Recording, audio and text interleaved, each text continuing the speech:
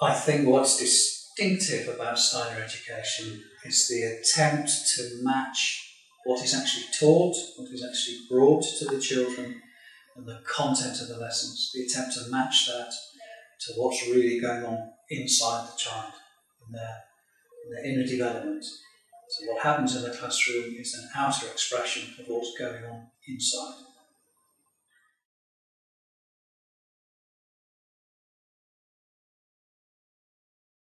What inspires me about that is that that is the most profound way I've come across in education, to connect the individual to the world and to counteract and counterbalance the alienation that is so prevalent in our times, and to have a method and a means in education to go against the prevailing trend of alienation and actually to build up a link and a connection in the deepest yet simplest way to enable children, hopefully, to end up loving the world.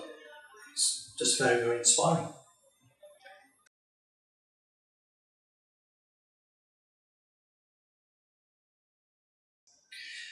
Our attitude to aspiration is that it's very, very important. We want the students to be ambitious for themselves. We want them to really aspire and push themselves to the limit to achieve their best. If exams can help that, then exams have their place. And again, practically, we offer two English GCSEs, Maths GCSE, and either French or German. But the GCSEs and the exams, they really have to compete. They have to fight for their place in the hearts and minds of the teachers and the students, because they're not given the priority that they are in other settings and in other schools and systems. They have to compete in the upper school classes with the play that's being produced, with journals that are being produced, with main lesson content. The exams are part of a wide range of things that are offered and challenges that are set. The colleges I referred to in Totnes, South Devon, Plymouth and Exeter, they all take our students on the strength of recommendation and the 4 GCSEs that they normally leave here with. If there are courses that the students apply for which we don't think they'll manage, then we don't recommend that they take those courses. And very often it just needs a phone call from the school to the principal or the head of department where the student is headed. So it's very much on recommendation, and we try and keep in close contact and liaise closely with those institutions locally. And generally speaking, they're very, very positive about our students, and they court them, they want them.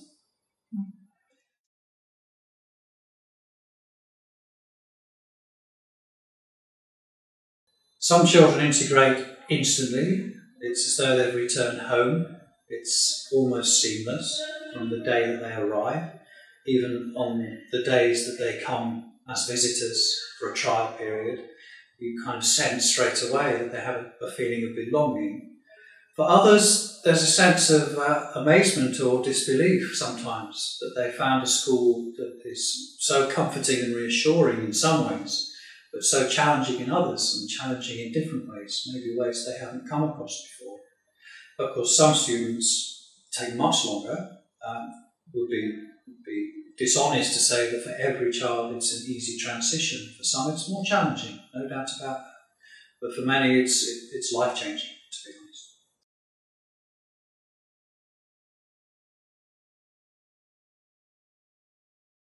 We do, and we're very glad to say that 9 times out of 10 that they bring a breath of fresh air and they're welcome on board.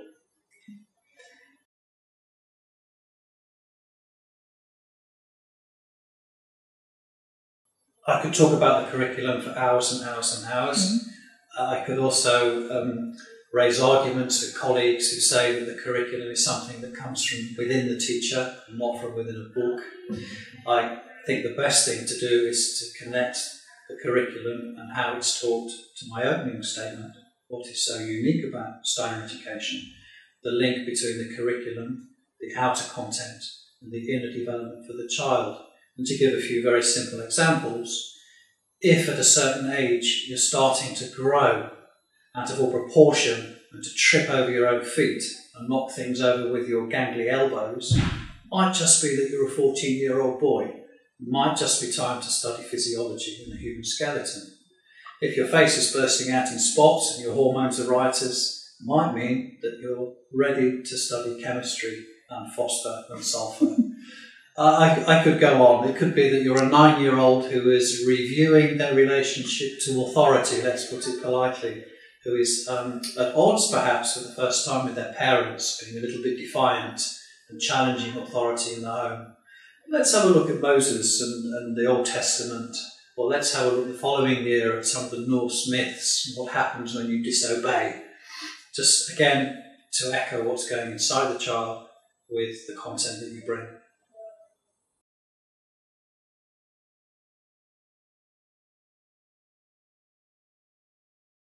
Well, there's eurythmy, which people always ask about.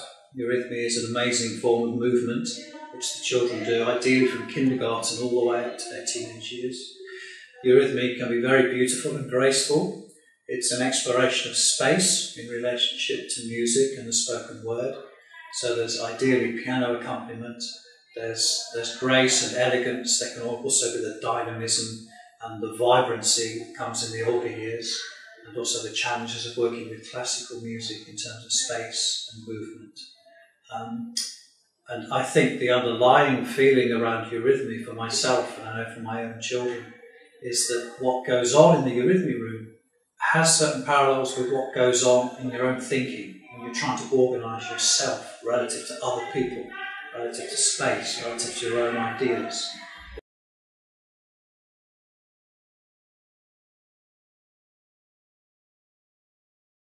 Science is approached initially with children of the age of 10 in what some people would call comparative biology, but we call it human and animal study. So the children will begin with animal studies at that age, plant studies, botany the following year.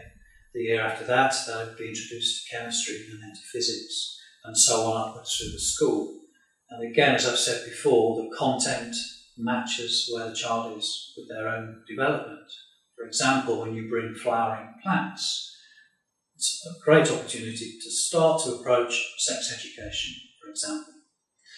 The science teaching is very much based on experience, experiential, and observation.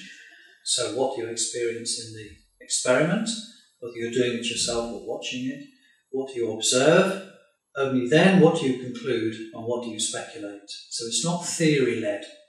So one comes eventually to what are the current theories that are out there in the world, what are the current models that we work with in terms of molecular ideas, evolution and so on and so forth.